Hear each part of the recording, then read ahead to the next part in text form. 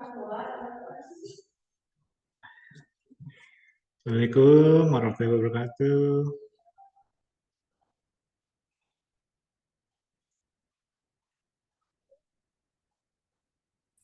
Waalaikumsalam, Pak.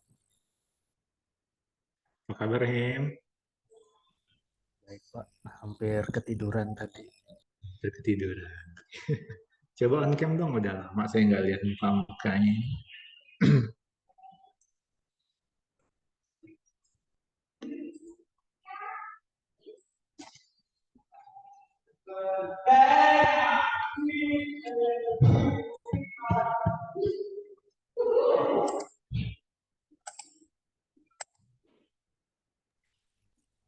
Gelap, Pak, kameranya, Pak.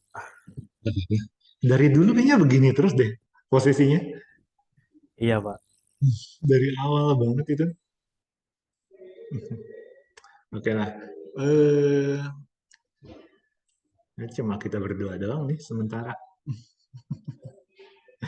Kemarin gimana KP-nya?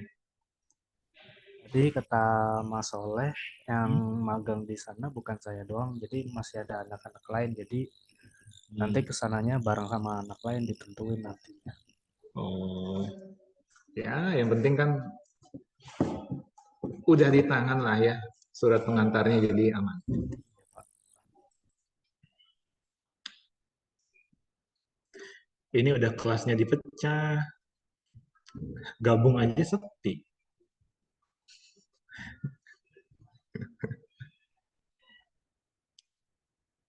Jadi yang di Gading Serpong nih ini rumahnya. Iya, Pak. Oh, oke. Berarti kalau offline bisa-bisa aja dong ya. Bisa, Pak. Oke lah, nanti kapan kita jadwalkan offline lah. Kalau Raihan kan juga kadang kesini tuh dia. Terus, wah kalau Andrian saya nggak tahu deh. Satu lagi siapa ya? Ulin ya? Bukan. Kalau yang manajemen sistem informasi. Si Wahyu kayaknya sama si Salsa. Oh iya. Di mata kuliah lain, Ridwan sama Salsa ada nggak? Kemarin saya lihat nggak ada sih, Pak. Nggak ada. Jadi sama sekali belum ada. Belum ada sih. Cuma Bang Andrian, Mas Soleh, sama Mas Ulin kalau nggak salah. Iya. Oke. Biasanya masuk pada jam berapa sih nih ke Zoom-nya? Kurang tahu sih Pak, saya juga ngikutin jamnya aja yang ada di jadwal. Ya, ya, ya. Udah tahu sih, saya kebiasaannya ini. Aduh. Oke, oke, oke, oke. Kalau saya sih ada di kantor terus sekarang, ada di kampus terus ini. Kemarin Ya, itu akhirnya dipilihin pembimbingnya siapa ya? Sama Pak Isan. ya Pak, Aisan. Oh, sama dia ya? Iya Pak. Baik, betul. Aman lah.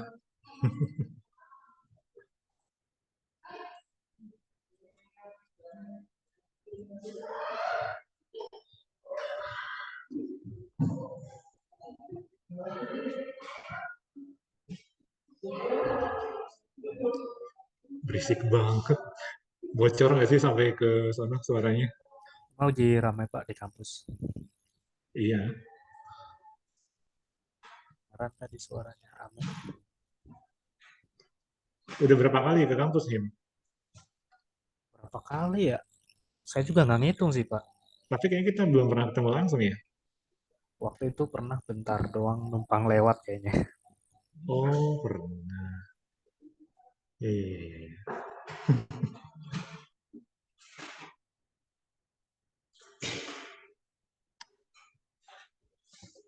Jadi sesi ngobrol ini.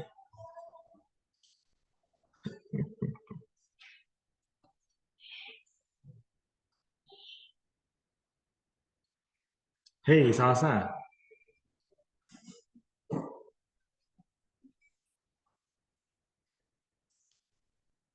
Salsa? Ya, sore Pak. Mohon maaf Pak, baru join, baru pulang kerja. Ya, on cam dong. Saya udah lupa nih sama muka-mukanya nih, udah lama. Aduh, sebentar Pak. Saya baru beberes soalnya.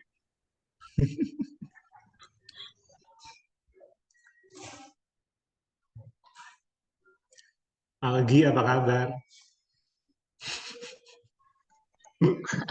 Hal gimana nih Pak? Pacarmu lah. Oh, baik Pak, Alhamdulillah. Awet ya. Sore Baru pagi. sore, Andrian. Alhamdulillah, satu-satu nambah.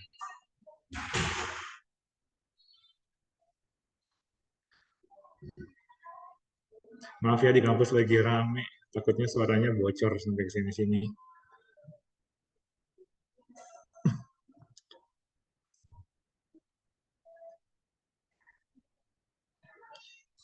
Berarti kurang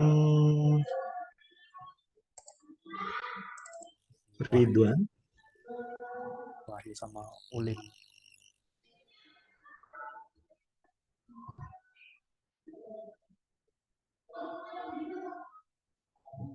Raihan.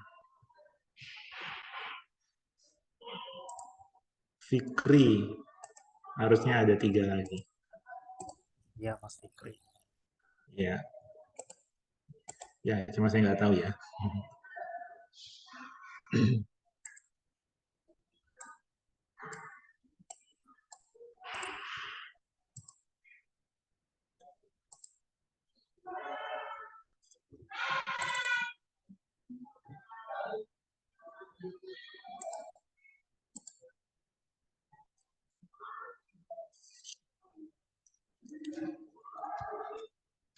Oke deh.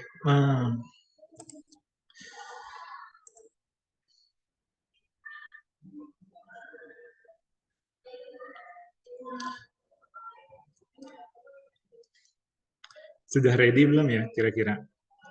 Biar saya mulai.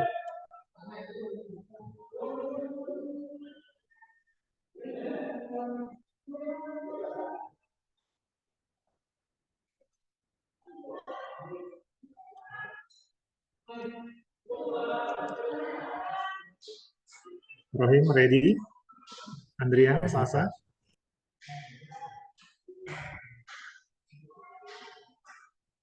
Andrian, Salsa? Iya Pak, Udah kah?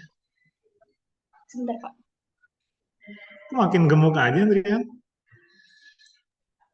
Banyak makan, Pak. Nah, saya malah lagi turun ini.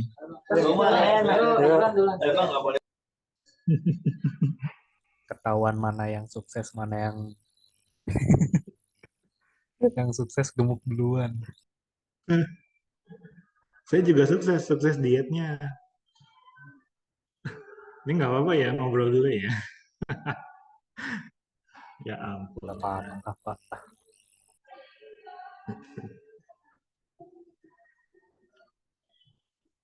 Masih kayak dulu ya.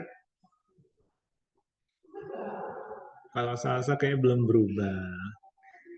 Rohim juga tadi first impressionnya saya masih ingat banget sama setupnya di kamar. Ada gantungan di belakangnya. Cuma lokasinya udah beda aja ini, Pak. Cuma Iya.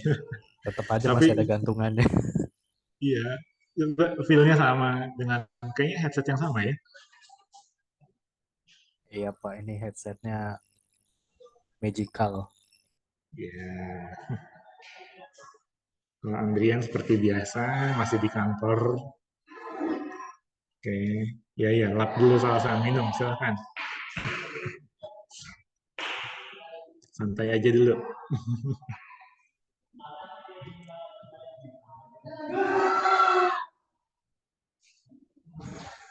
Ini Mas Andrian pembimbingnya siapa dah? Andrian kemarin sih dirombak lagi sama Pak Ihsan. Jadi mungkin akan berbeda.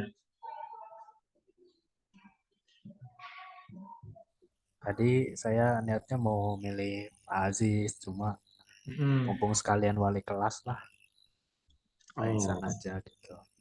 ya silahkan.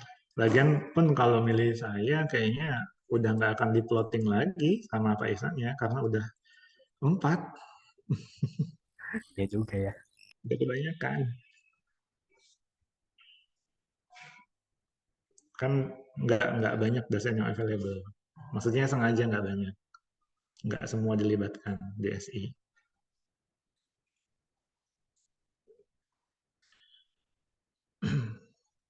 Pak, ini berarti ini dospemnya mas apa nih Pak? Coba tanya Pak Ihsan ya, udah ngirim berkas belum sih? Oh iya. Hah? Permohonan surat pengantarnya sudah bikin belum? Yang permohonan soal pengantarnya yang mana Pak? Saya tahunya yang ini doang, KP-nya doang. Di grup kan ada, di grup tele, Di Telegram Mas Andrian. ada di situ dokumennya. Nah, ya nanti deh Pak Ada saya lihat lagi format, Pak. ada formatnya, ada template-nya, tinggal diisi aja. Namanya, nama perusahaan, alamat, Oh iya ya, iya Pak. KP-nya udah saya print Pak. scan, terus kirim ke email akademik. Cuma gitu doang kok. Nanti akan dibalas jadi surat pengantar. Gitu. Iya ya Pak. Pak ini tapi di kantor sendiri nggak apa-apa nih Pak. Nggak masalah, emang seperti itu kok. Kalau yang Karyawan. salah satu enaknya KP kalau yang kelas karyawan, yang utamanya sudah bekerja, ya begitu. Silakan di kantor sendiri aja, nggak usah ribet-ribet nyari-nyari lagi. Gitu. Oke oke, siap Pak. Hmm.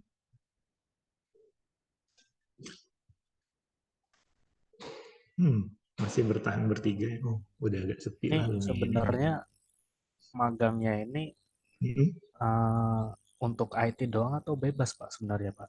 Sebenarnya bebas. Jadi kalau untuk HP itu eh, tidak melulu ngomongin soal creating system, enggak. Kan banyak tuh hal yang dibahas di SI juga, ya. Bukan berarti yang nomor satu adalah eh, membuat sistem. Enggak harus seperti itu. Ya kalaupun mau KP biasa aja, sekedar bikin laporan apa saja yang sudah dikerjakan, silahkan juga. Itu nggak Oh, masalah. Cuma nanti balik lagi ke penilaian pengujinya, gitu. oh gitu. Soalnya Iya. tadi saya pernah nanya ke Pak Agung. Pak Agungnya ini nyaraninnya nih yang kalau bisa yang seputar IT biar nanti sekalian skripsi gitu, jadi nggak dua kali gitu Pak. Betul, pilihan ada di tangan mahasiswa sendiri sebenarnya. Ada Itu yang memang diniatkan betul, oke lah start gitu dari KP, nanti tinggal dikembangkan lagi, makin luas untuk skripsi nantinya. Boleh. Atau KP hanya sekedar KP, lalu nanti pas skripsi topik yang lain lagi atau di tempat yang lain, boleh juga, nggak masalah. tapi saya dengar-dengar kalau untuk syarat lulusnya itu bukan cuma skripsi gitu. Jadi katanya ada bikin buku juga ya Pak, kalau nggak Ya, salah. itu juga bisa. Jurnal juga bisa, bikin buku juga bisa. Nah, intinya nanti ya tinggal menulis laporan saja. Ya, untuk proses administratif itu perlu. Ya, tetap Oke. seperti diujikan, tapi hanya sekedar menjelaskan lah apa yang sudah dibuat itu di dalam buku itu misalnya ya, atau penelitian apa yang sudah dilakukan kalau bentuknya jurnal. Kalau untuk buku bebas Hmm. atau seputar IT juga itu Pak? Ya sesuai kompetensinya dong. Berarti harus seputar IT-nya gitu ya. Ya, ketentuan minimal untuk lebih jelasnya mungkin bisa ditanyakan ke ke siapa ya. Coba tanya Kak Prodinya dulu. Minimal nanti seperti apa gitu. Oke, siap.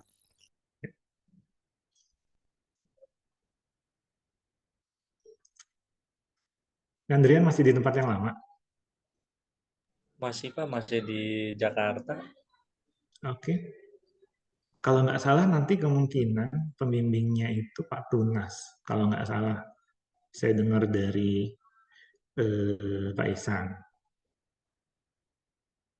Tapi kayaknya dia lebih reachable deh. Rumah dia di Jakarta Timur soalnya. Wah, deket banget Pak Mas saya Pak ke Jakarta Timur. Makanya coba ke Bekasi kan. Kalau nggak salah dia Kebon Nanas ya, apa Pulau Mas gitu, lupa saya. Nambah deket lagi Pak, Pulau Mas Pak. Makanya.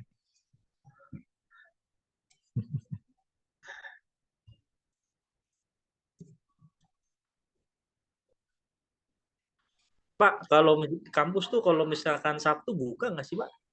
Sabtu enggak, kecuali Oh, ada kegiatan. oh, soalnya gini Pak, saya dari pertama masuk tuh belum pernah ke kampus Pak. Masa sih? Belum Pak, belum sama sekali nginjek kampus. Ya ampun. Mungkin jauh kali kayak Mas Andrian. Pak, kalau ini Pak apa? Ini jaket alma mater bisa request lagi nggak sih Pak? Udah nggak muat di saya Pak. Mendingan ngurusin badan deh. Oh, tanggung kita ya. Lagian udah setengah jalan. Nanti kalau udah pusing menuju semester akhir juga kurus lah paling ya. Bawa stres kali itu. Tapi kan ada orang yang kalau stres pusing malah larinya ke makan. Berarti kalau Saya Pak. kurus lagi kurang duit aja gitu, Pak. Enggak, kalau Rahim gitu-gitu aja sih dari dulu. Salsa juga sama.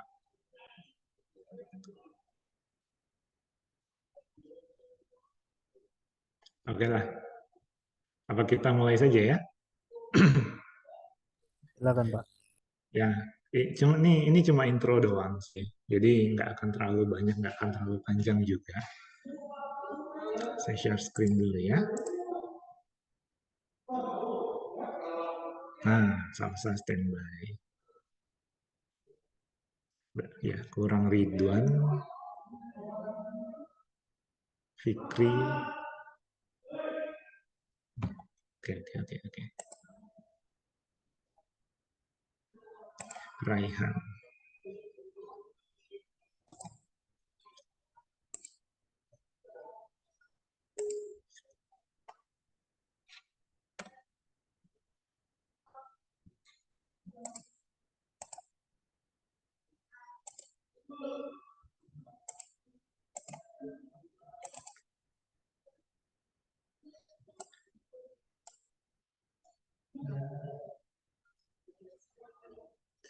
Ini harapan saya ya harapan namanya ya, bisa aktif gitu lah. Kadang di kelas lain saya menemukan ketimpangan yang lumayan jauh dari segi keaktifan di kelas saat perkuliahan antara yang reguler dan karyawan. Nah, mudah-mudahan dengan semakin lamanya durasi perkuliahan yang sudah kalian tempuh ini, ya pikiran juga semakin terbuka kan. Jadi saya harap juga lebih aktif lagi saat perkuliahan. Soalnya kan orangnya dikit. Nah, kalau dikit tapi sepi kan gimana gitu. Oke, Sama kayak kelas IF dong. Di awal-awal kan sepi. iya ya. Informatika yang sedikit itu kan informatika karyawan sama teknologi informasi yang reguler. Nah, itu sedikit tuh. Dikit kalau aktif bagus, nggak masalah. Banyak tapi kalau ditanya atau tidak merespons, tidak ada responnya sama sekali, nggak jawab, dan pada close camp mayoritas itu malah lebih nggak enak. Oke, baik. Nah, kali ini saya mengampu mata kuliah Tata Kelola Teknologi Informasi. Ya, mata kuliah ini agak spesifik. Kalau salah satu apa ya, di ilmu komputer itu tata kelola TI itu penting soalnya. Salah satu yang penting dan salah satu bidang tertentu. Ya, karena di sini akan terkait berbagai macam aspek. Dan salah satu aspek yang ada di dalamnya adalah risk management. Risk management kan ada di mata kuliahnya Bu Asih ya, nanti. Kalau nggak salah. Ya, jam 7 nanti ya. Nah, risk management adalah bagian dari sini, dari tata kelola teknologi informasi. Oke.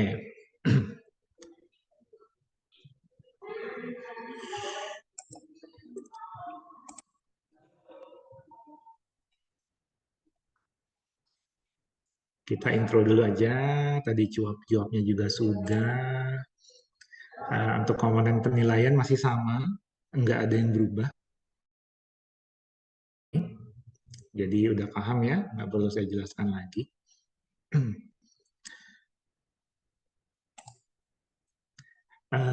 Ini referensi yang saya pakai untuk membuat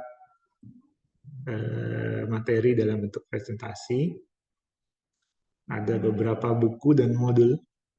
Ya, ada buku Tata Kelola Teknologi Informasi dan konsep dasar Tata Kelola Teknologi Informasi. Lalu ada juga modul Tata Kelola Teknologi Informasi. Mungkin kalau yang paling bawah, ada yang tahu penulisnya?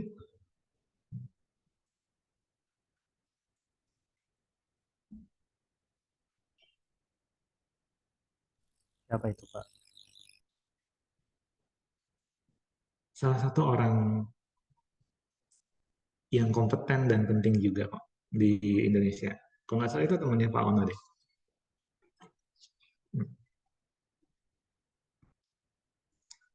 Sama-sama praktisi di bidang IT. Oke. Sip. Kita mulai ya. Nah, ketika sebuah sistem informasi itu dibuat, ya, atau ingin mengimplementasikan sesuatu yang berbau teknologi informasi, kan itu belum selesai ketika tahap fase pembangunannya itu sudah jadi. Bukan berarti, oh sudah jadi nih, sudah selesai build-nya. Belum, itu belum selesai sampai situ. Ya, karena apa yang dibuat, apa yang diimplementasikan, itu harus dievaluasi kontribusinya terhadap kinerja perusahaan. Ya, ini kita akan ranahnya itu organisasi atau perusahaan ya, karena skalanya lumayan besar. Tata kelola ini framework yang cukup besar. Ya, ada beberapa tools nanti yang akan digunakan, tapi paling tidak pilih salah satu saja lah untuk difokuskan. Mungkin pernah dengar COVID atau pernah dengar ITIL atau pernah dengar apa lagi ya, Octave atau ISO berapa tuh saya lupa, itu juga untuk tata kelola teknologi informasi seperti itu. Nah, jadi ketika mencanangkan sebuah sistem informasi ya atau sistem tertentu lah, selama perjalanannya harus dievaluasi ya, apakah benar-benar membantu ataukah hanya mempersulit. Tujuan perusahaan tentu untuk mencapai tujuannya. Goals-nya kan selalu seperti itu kalau kita ngomongin perusahaan. Nah, apakah pembangunan sistem informasi ini bisa membantu kinerja perusahaan?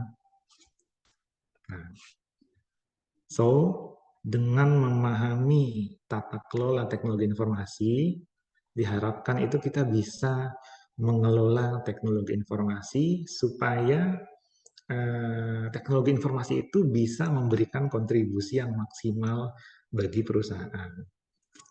Seperti yang kita tahu, investasi teknologi informasi, baik perangkat keras, perangkat lunak, dan lain-lainnya, itu mahal.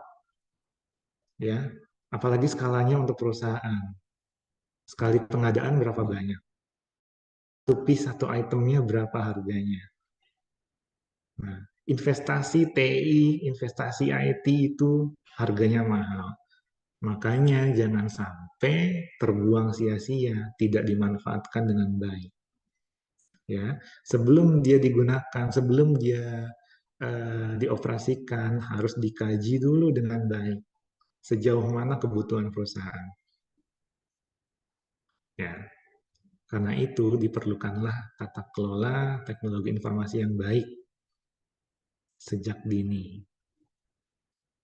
Banyak perusahaan besar yang sudah menggunakan beberapa tools terkait tata kelola teknologi informasi ini. Ya. Kalau bahasa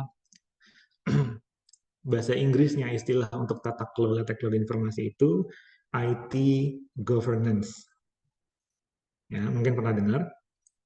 Bukan government ya, government kan pemerintah. Governance itu tata kelola. Jadi kata kuncinya adalah IT governance.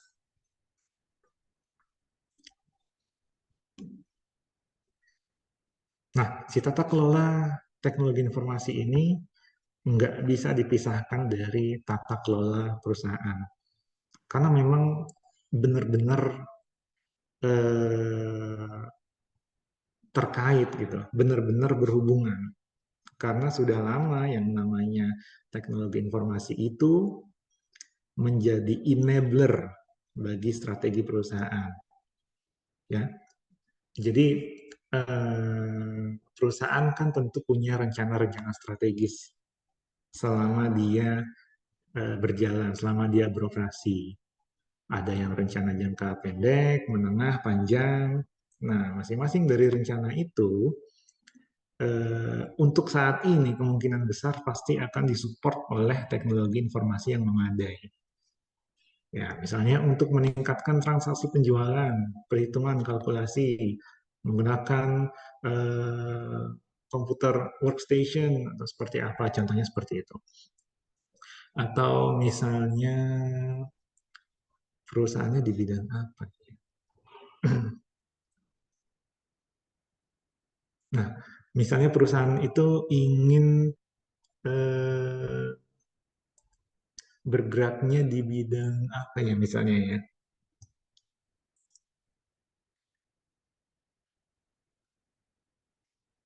Video dan foto editing lah misalnya. Nah, tapi bagi para editornya yang ada di perusahaan tersebut itu tidak didukung oleh perangkat yang memadai, daya komputasi yang kuat, komputernya biasa-biasa aja.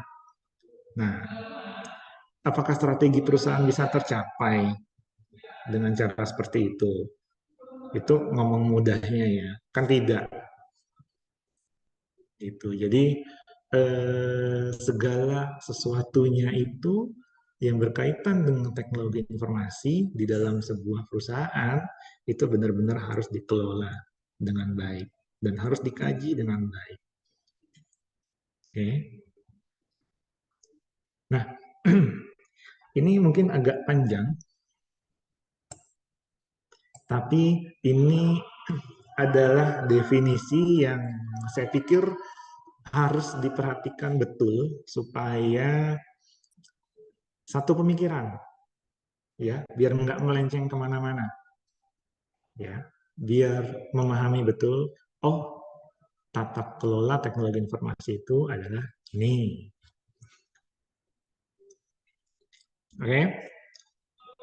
Nah, akan kita baca kalau yang definisi, ya, kan ini menurut Brand Bergin sama Golden Tops tahun 2004 dia bilang Nah, akan saya pilah-pilah kalimatnya ya. Tata kelola teknologi informasi merupakan tindakan organisasional, ya, ranahnya sebuah organisasi yang dilakukan oleh Dewan Direksi, Manajemen Eksekutif, dan juga Manajemen Teknologi Informasi.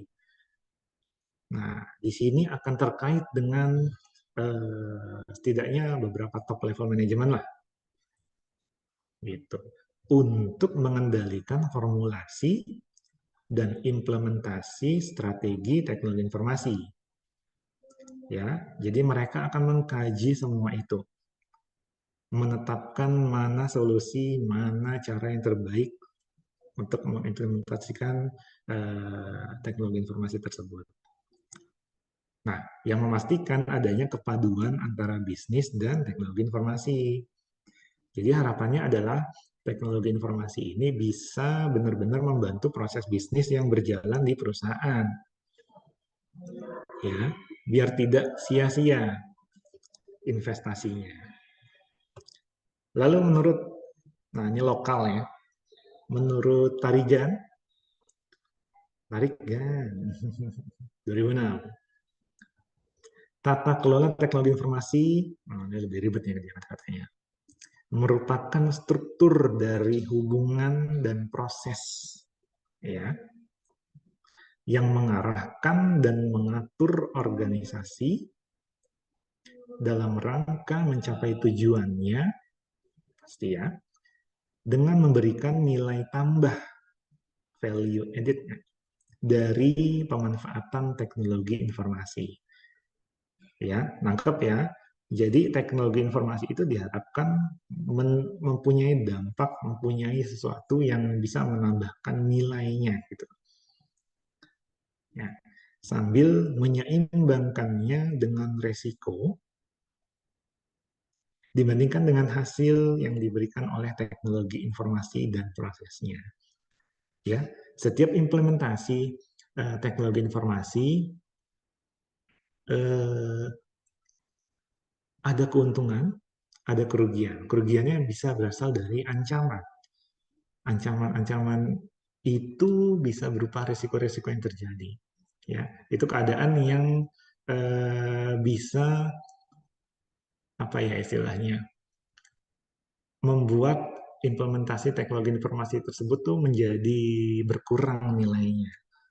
Nah, risiko-risiko inilah yang nanti harus dimitigasi.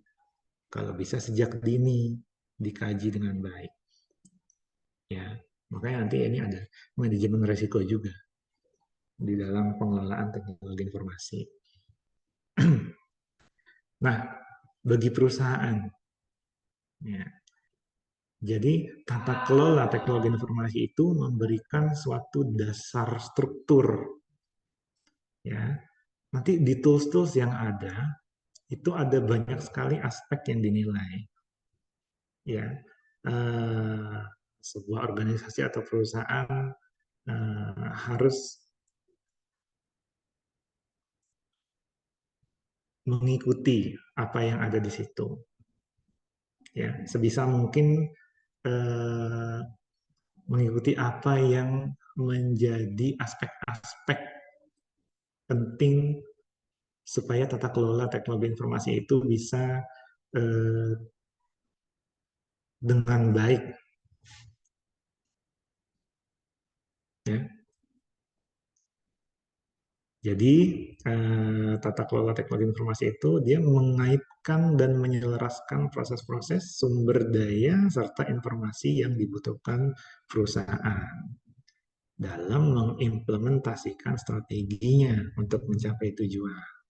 Ya, jadi akan terkait dengan proses-proses bisnis yang berjalan, sumber daya yang dimiliki, baik finansial juga, terus informasi apa saja yang dibutuhkan oleh perusahaan, ini harus sebisa mungkin mendapatkan manfaat dari implementasi teknologi informasi. Nah, Tata kelola teknologi informasi ini juga memastikan adanya peningkatan yang terukur, yang tangible, ya, terukur terhadap efisiensi dan efektivitas proses bisnis. Nah, sehingga memberikan nilai tambah bagi perusahaan. Mungkin contohnya gini, misalnya perusahaan itu selama ini menggunakan komputer A yang dalam satu hari maksimal bisa memproses sebanyak 500 transaksi. Nah, dicanangkanlah untuk implementasi teknologi baru, misalnya di-upgrade komputernya atau diganti yang baru, dan daya komputasinya bisa menghasilkan kecepatan pemrosesan transaksi 3 kali lipat dari komputer A. Jadi si komputer B ini bisa memproses sekitar 1.500 transaksi setiap harinya. Nah, itu jelas sebuah peningkatan dan terukur pula.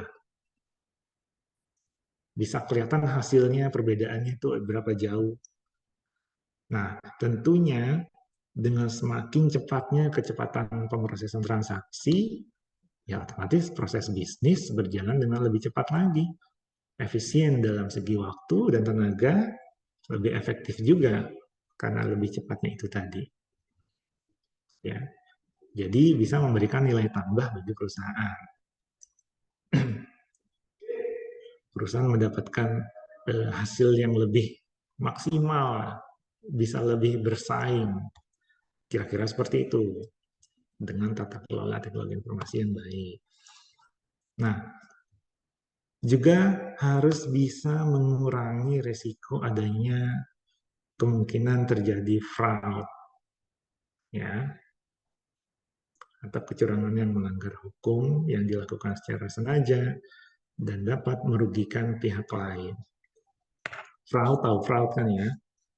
Nah, contohnya kalau di perbankan kan ada satu transaksi yang tidak terotorisasi oleh pemiliknya. Nah, itu salah satu contoh fraud. Terjadi pemakaian di dalam rekening tanpa diketahui oleh pemiliknya. Nah, itu juga salah satu fraud. Atau fraud juga bisa terjadi dari pihak internal maupun eksternal. Jadi banyak kemungkinan fraud. Nah, diharapkan dengan pengembangan teknologi informasi, fraud ini bisa ditekan kemungkinannya. Perbankan udah kenyang lah, setiap hari mereka nerima serangan pasti. Ya, nerima serangan ini itu. Ya, pasti mereka juga sudah memiliki sistem pencegahan yang baik untuk menangkal semua itu. Ya, mitigasinya sudah dipikirkan dengan baik, dengan matang. Ya, kalau misalnya tidak, habislah itu nanti perbankan duitnya. Itu contoh kecilnya ya. Nah, lalu apa kaitannya dengan pengambilan keputusan? Nah, kalau kita ngomongin secara tradisional ya, cara yang lama lah. Nah, pengambilan keputusan di bidang teknologi informasi itu dilakukan oleh para profesional teknologi informasi. Ya, cuma orang-orang yang dipandang paham dan mengerti tentang teknologi informasi yang mengambil keputusan di bidang teknologi informasi. Karena biasanya adalah keterbatasan pengalaman teknis eksekutif di level atas. Karena banyak top level manajemen itu ya usianya sudah senior-senior. Ya. Biasanya kalau udah senior seperti itu, seberapa besar dia sehari-harinya itu dengan perangkat-perangkat teknologi. Kan kemungkinannya kecil. Belum lagi ketika mau dicanangkan teknologi baru, otomatis kan orang tuh harus belajar untuk menggunakannya. Nah, top level manajemen yang usianya sudah senior itu biasanya tidak mau belajar, tidak mau belajar sesuatu yang baru, apalagi ya dianggapnya rumit. Nah, itu biasanya seperti itu di level atas. Beda dengan yang masih muda-muda lah. Karena tingkat paparan teknologi informasi pasti berbeda-beda juga di tiap tingkatan umurnya. Apalagi kalau yang masih muda-muda sekarang dari kecil juga udah kenal kan sama teknologi informasi. Itu ya. Nah, tata kelola teknologi informasi ini membangun suatu sistem. Jadi framework-nya ini benar-benar luas dan terintegrasi juga. Nah, jadi semua pemangku kepentingannya dari level atas sampai level bawah itu bisa memberikan masukan yang diperlukan untuk proses pengambilan keputusan. Kadang kan kadang kebijakannya kan top down kan. Yang level atas itu pasti hanya memberikan instruksi atau arahan atau segala macam lah kebijakan ke bawah tanpa tahu betul apa yang terjadi di bawah. Ya. Kadang yang di level bawah itu jadi kerepotan atas kebijakan yang diambil. Kadang-kadang ada yang seperti itu. Nah, terus ketika yang bawah bersuara, yang atas nggak mau dengar. Jadi proses pengambilan keputusannya ya hanya di level-level atas saja. Nah, dengan tata kelola teknologi informasi, framework yang sudah terbangun dengan baik itu, semua bisa memberikan masukan. Ya, ini pengalaman saya waktu mengerjakan tesis. Tesisnya itu tentang risk analysis. Nah, memang semua aspek itu dinilai dan dari semua tingkatan manajemen juga dinilai.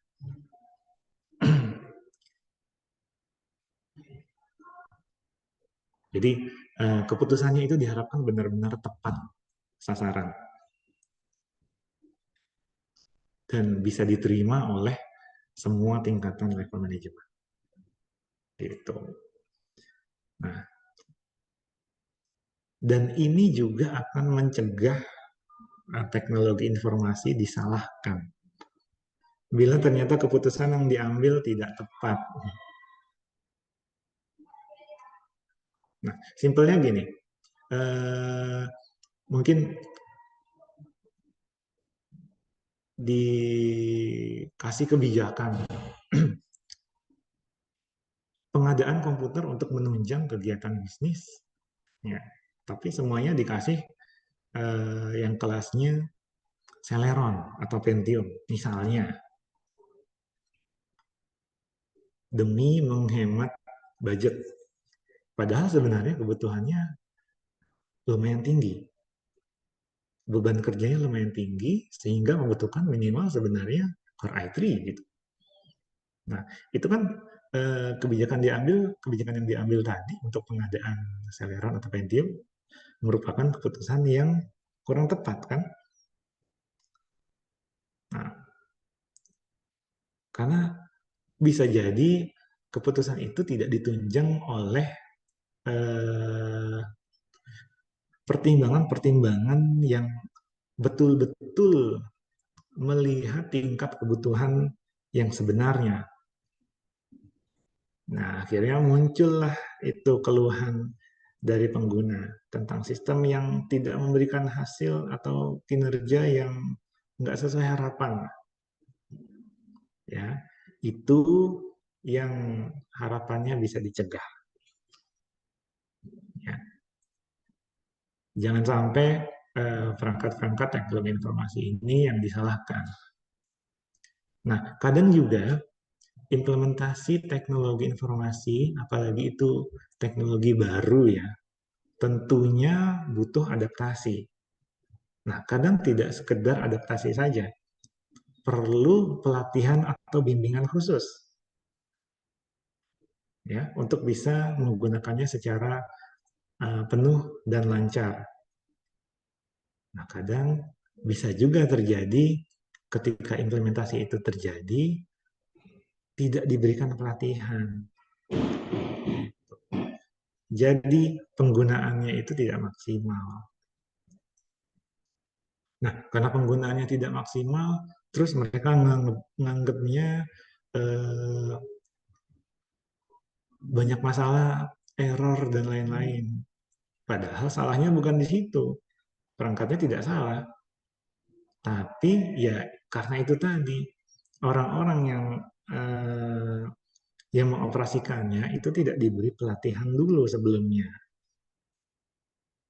Itu juga keputusan yang salah. Ya, jadi kira-kira hal seperti itulah yang harapannya bisa dicegah dengan tata kelola teknologi informasi yang baik. Ya, istilahnya apa yang sudah dibayarkan, diinvestasikan, dan digunakan itu juga bisa digunakan semaksimal mungkin untuk mendapatkan hasil yang maksimal juga. Nah, lalu ini pentingnya tata kelola teknologi informasi. Nah,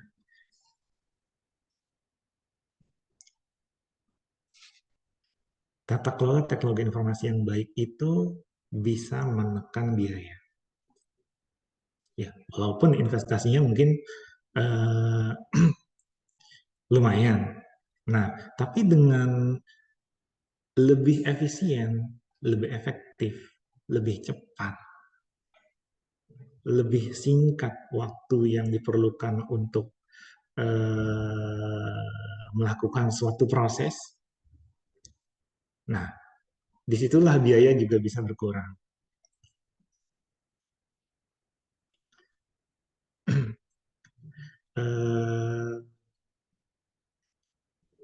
Misalnya apa lagi kira-kira ya?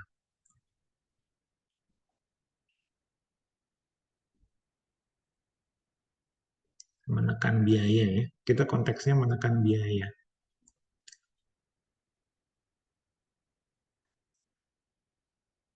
Nah, mungkin ini terkait dengan pemanfaatan SDM juga ya. Nah, saya sering ngasih contohnya sih ke ini pintu-pintu tol. Dulu sebelum diimplementasikan toll gate yang otomatis, yang dengan e-toll itu kan pakai manpower kan di setiap loketnya. Nah, dengan digantikan dengan mesin, otomatis biaya-biaya untuk manpower tadi ya nggak akan ada lagi. Gitu. Digantikan oleh investasi terhadap mesin otomatis tersebut. Ya walaupun mungkin mesinnya lebih mahal di awal, tapi kan penggunaannya bisa untuk yang jangka panjang sekali. Kalau orang, apalagi orang kan terkadang ketika dia lelah, tingkat kesalahannya juga meningkat. Belum lagi fraud yang terjadi oleh petugas tol. Nah, itu kan sering jadi kasus dulu. Disalahgunakan itu tiketnya. Uangnya diambil. Nah, jadi atas pertimbangan seperti itulah akhirnya diimplementasikan mesin teknologi baru untuk menggantikan manpower dalam mengelola kendaraan yang masuk ke ruas jalan tol tersebut. Nah, dan juga tadi sudah sebut ya, investasi teknologi informasi adalah sesuatu yang mahal. Mahal. Tidak murah. Makanya jangan sampai sia-sia. Ya. Penggunaan teknologi informasi yang meluas. Wah, ini sih udah nggak perlu dijelaskan lagi lah. Antara sekarang dan 10 tahun yang lalu sudah jelas terlihat perbedaannya seperti apa. Ya. Sekarang di mana-mana ya orang smartphone-nya udah makin canggih, TV juga makin canggih. Dulu perangkat iOS macam lampu yang bisa dikendaliin dari jauh dari HP memang sudah ada. Belum kan? Baru akhir-akhir inilah beberapa tahun ke belakang. Ya. Kira-kira seperti itu. Ya, dengan pemanfaatan teknologi informasi yang meluas, ya otomatis perusahaan juga diharapkan bisa memanfaatkan itu untuk kepentingan proses bisnis perusahaan tersebut. Nah, yang juga tadi sudah ya, teknologi informasi memberikan peluang sekaligus ancaman bagi perusahaan. Ya, implementasinya besar-besaran, tapi orang-orangnya belum siap, manajemennya kurang bagus, kurang bisa melakukan maintenance terhadap sesuatu yang sudah diinvestasikan itu dalam perusahaan. Rugi jadinya. Itu ancamannya. Peluangnya tentu yang bagus-bagus ya. Meningkatkan proses bisnis lah, bla bla bla. Gitu. Jadi jangan lupa, ada dua sekaligus. Selain peluang, ada ancaman juga. Nilai teknologi informasi lebih dari sekedar teknologi yang baik. Ya, kalau kita ngomongin perangkat-perangkat yang baik, yang ideal, atau yang mantap lah, tentu kita akan ngomongin spesifikasi yang tinggi. Seperti itu kan? Spesifikasi tinggi. Kalau laptop lah misalnya, layarnya OLED, prosesornya mungkin Core i7, Core i9, atau Ryzen 7, seri 6000, 7000, dan lain-lain. RAM-nya besar, SSD-nya bertera-tera, dan lain-lain. Oke, teknologinya memang baik. Tapi kita lihat dulu penggunanya. Nah, dia butuh itu enggak?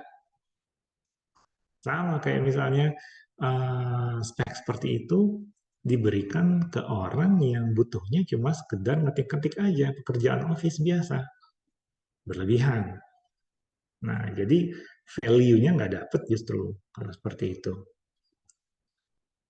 Nah, jadi segala kelebihan teknologi informasi itu diharapkan bisa masuk ke semua aspek yang dapat meningkatkan kinerja perusahaan. Ya. Itu juga sudah. Jangan lupa manajemen senior itu memiliki keterbatasan. Ya, ini memang alot sih.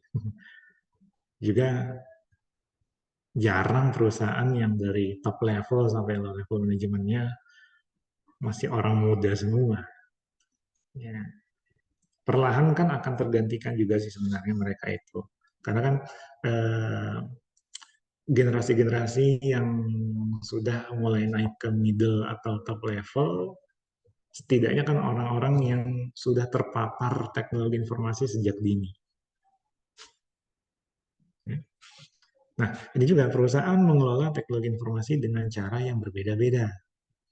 Perangkatnya sama, jenisnya sama, tapi penanganan dari perusahaan A dan perusahaan B beda. Yang satu paham betul soal maintenance, yang satu kalau rusak baru diperbaiki. Nah, nilai investasinya sama, tapi kan kelihatan mana yang pasti duluan diganti. Gitu. Ya. Pengelolaan teknologi informasi yang sudah diimplementasikan itu juga sangat penting. Ya. AC aja deh. AC kantor kan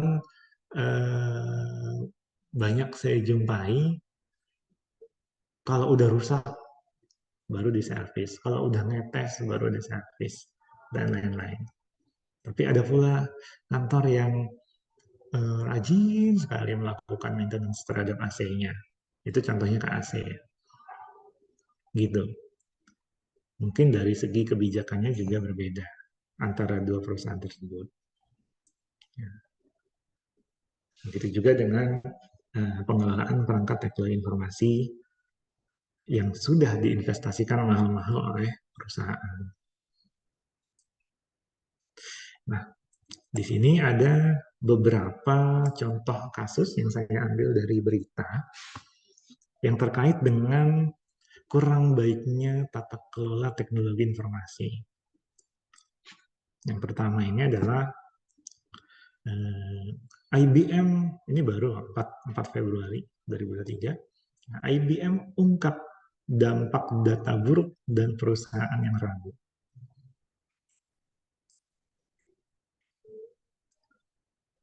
Ya, jadi dilaporkan banyak perusahaan yang tidak yakin atas data mereka sendiri, tidak mengukur data yang buruk sejak awal.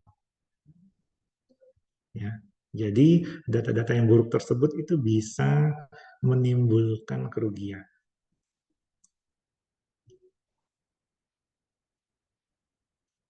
Nah, lihat di bawah.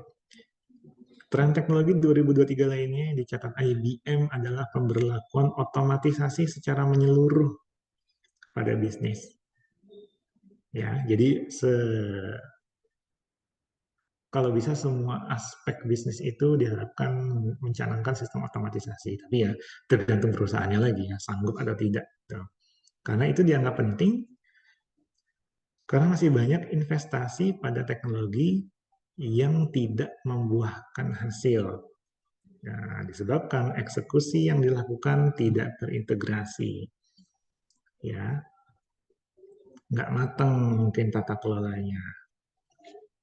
Nah, ini contoh yang kedua, terkait fraud.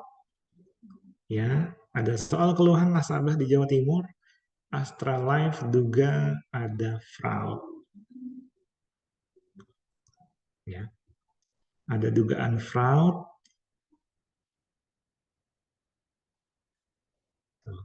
dilakukan oleh oknum agen.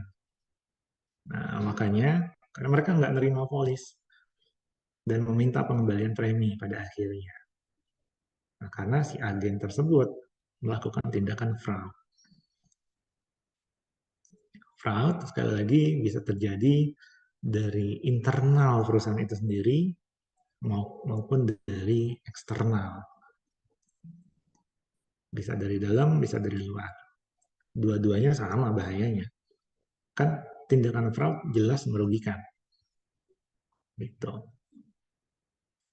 Nah, bisa jadi fraud ini juga terjadi karena tata kelola teknologi informasi yang masih kurang baik. Ya, jadi tindakan-tindakan seperti itu kurang termitigasi dengan baik, kurang bisa dicegah secara otomatis. Nah, lalu ini case yang terakhir dari berita juga sama ya, kata Om Birla. Om. Information technology should be used to improve efficiency in governance. Jadi teknologi informasi harus bisa digunakan untuk meningkatkan efisiensi dalam tata kelola. Ya, di sini tentang tata kelola di dalam pemerintahan India kalau saya baca. Ya, karena dia lihat tuh, improve efficiency in governance and for improving life of people. Karena mungkin dia merasa tidak implementasi teknologi informasi yang dilakukan atau diinvestasikan oleh pemerintahan di sana tidak berdampak terhadap kehidupan bermasyarakat di sana, terhadap warga negaranya. Kan dia bilang tidak, apa? Dia inginnya tuh improve life of people, itu meningkatkan kualitas hidupnya lah dengan berbagai kemudahan yang ditawarkan. Ya, dia ini bicara pas lagi conference ini. Jadi teknologi informasi benar-benar diharapkan bisa masuk ke berbagai aspek kehidupan dan bisa bekerja secara maksimal asal tata kelolanya dilakukan dengan baik. Ya.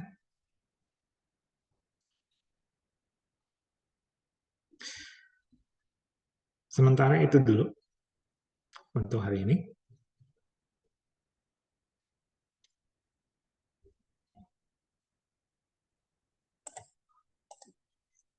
Ini nggak ada penambahan orang.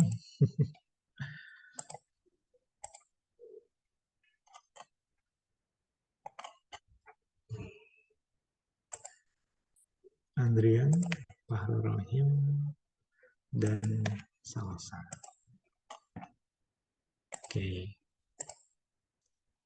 Udah saya ini ya, udah saya absen ya. Enaknya kalau dikit mah nggak perlu saya liatin satu-satu. Udah hafal juga. Ada yang mau ditanyakan? Ngebablas maghrib ya, saya nggak lihat jam. Maaf ya.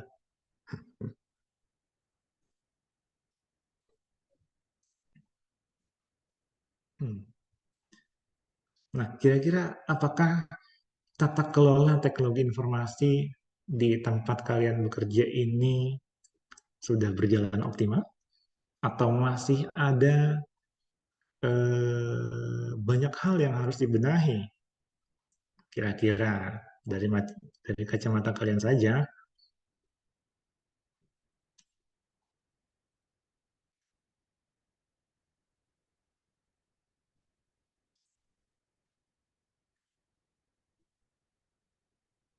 ada nggak?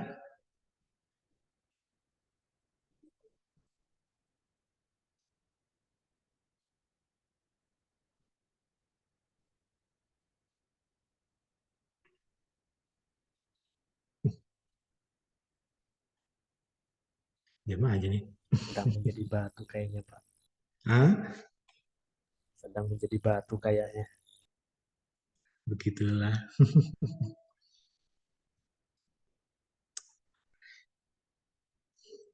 Ya, namanya teknologi kan pasti selalu berkembang ya.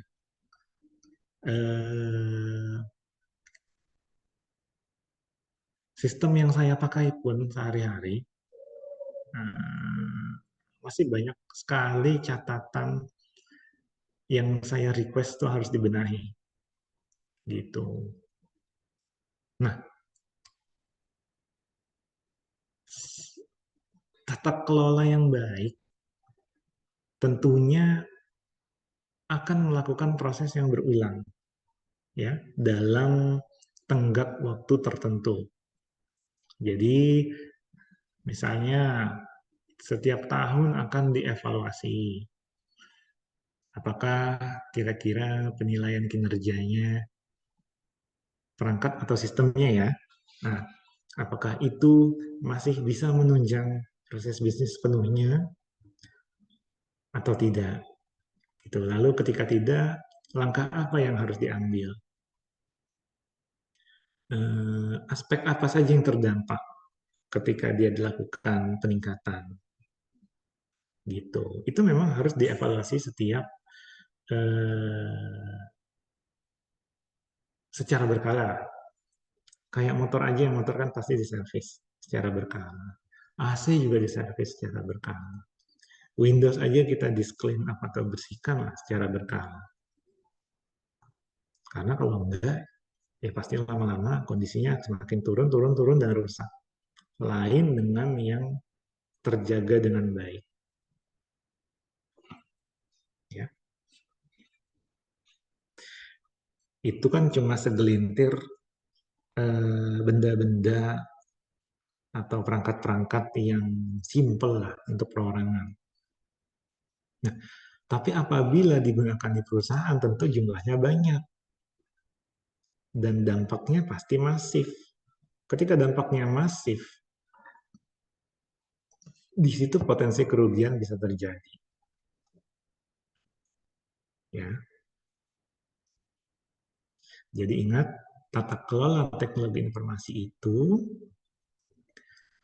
membantu dan memastikan bahwa investasi teknologi informasi yang sudah mahal-mahal ya, itu bisa betul-betul menciptakan sebuah peningkatan yang signifikan terhadap kondisi perusahaan.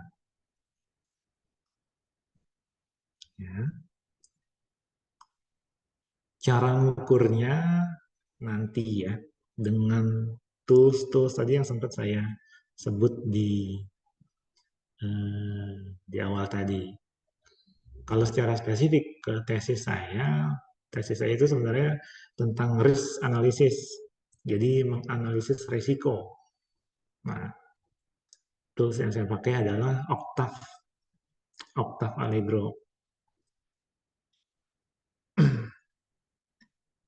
Mungkin lebih sering didengar COBIT ya dibanding Octave. Cuma waktu itu dosen pembimbing saya bilang, kalau COBIT itu udah sering, udah banyak yang pakai COBIT untuk penelitiannya atau observasinya. Ya, jadi sebaiknya coba pakai yang lain dan disarankan pakai Octave. Dan memang belum terlalu banyak sih yang pakai Octave. Cuma nggak tahu ya sekarang, itu udah berjalan sekitar 5 tahun yang lalu lah.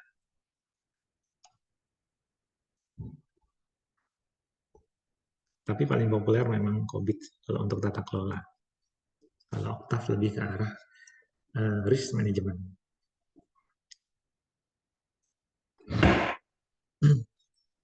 Nah, jadi ingat, SI itu tidak melulu soal membuat sistem. Ya, kuliah di ilmu komputer itu bukan berarti harus meng-create suatu sistem, membuat suatu sistem. Tidak, nggak harus seperti itu kok. Ya, bukan itu tidak mandatori. Ya, kita bisa ambil aspek yang lain. SI itu kan bisa lari ke digital marketing juga. Karena kan memang ranahnya SI itu manajemen ya, manajemen informatika. Bisa pula sistem analis kalau kuat. Lalu yaitu tadi konsultan ataupun tim inspektorat atau apalah. Ya, intinya untuk melakukan evaluasi-evaluasi terkait teknologi informasi yang diterapkan di perusahaan.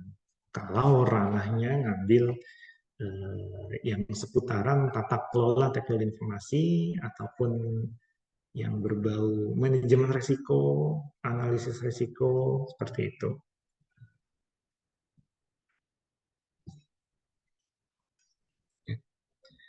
Evaluasi kan juga asik. Kita menilai aja. Toolsnya udah ada, kita ikutkan, kita observasi betul-betul dari atas sampai bawah, dan keluarlah hasilnya. Gitu.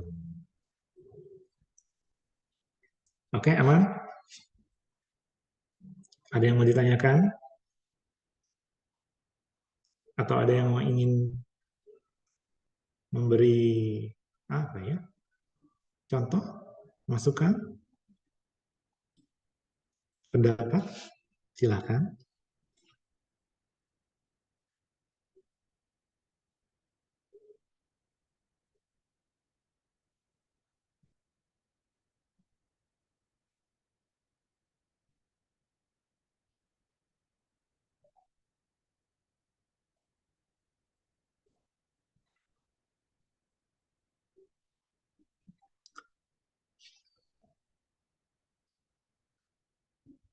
Kalau nggak ada pertanyaan, saya tutup ya untuk pertemuan hari ini. Oke, Pak.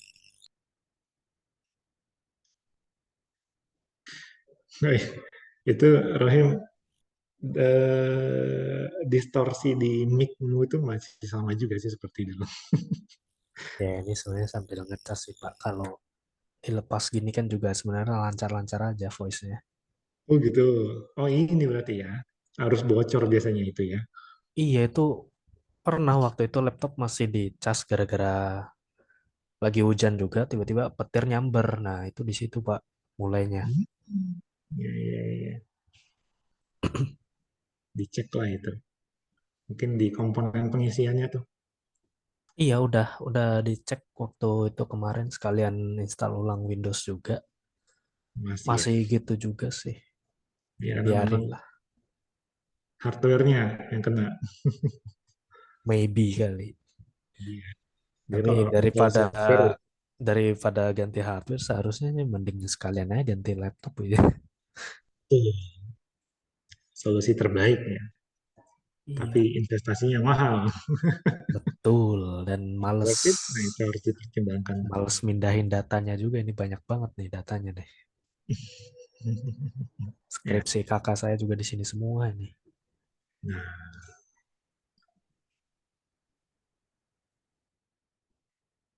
tinggal di manage aja. Kan ada resikonya tuh. Ini semua-muanya dikait-kaitin sama manajemen ya. Ini ya, tata Iya, kelola di jadinya. ya gitu deh.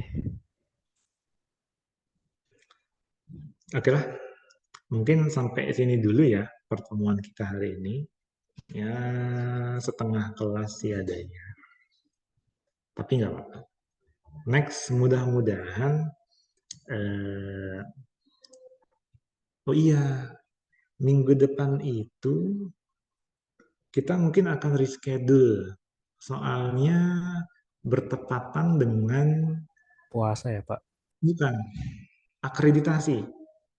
Jadi, mohon doanya supaya akreditasi eh, informatika dan sistem informasi ini bisa berjalan dengan baik dan hasilnya baik juga. Soalnya